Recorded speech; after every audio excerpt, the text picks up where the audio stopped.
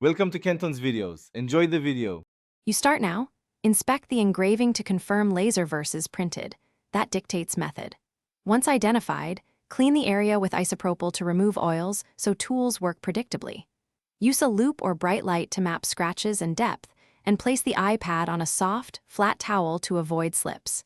Make sure to have a contingency, a plastic pick and mild adhesive remover at hand so you can test tiny areas without committing to aggressive removal.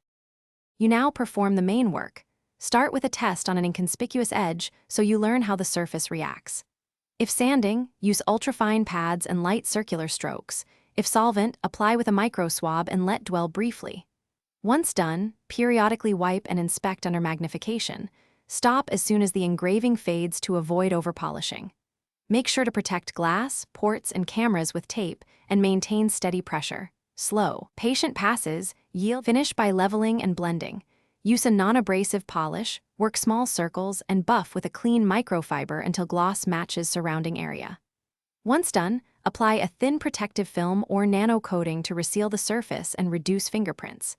If you see discoloration, haze, or a halo effect, stop, test a milder polish on the affected spot, and make sure no solvent residue remains.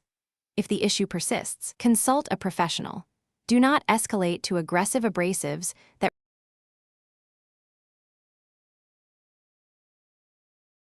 Thanks for watching. Consider subscribing if we helped you.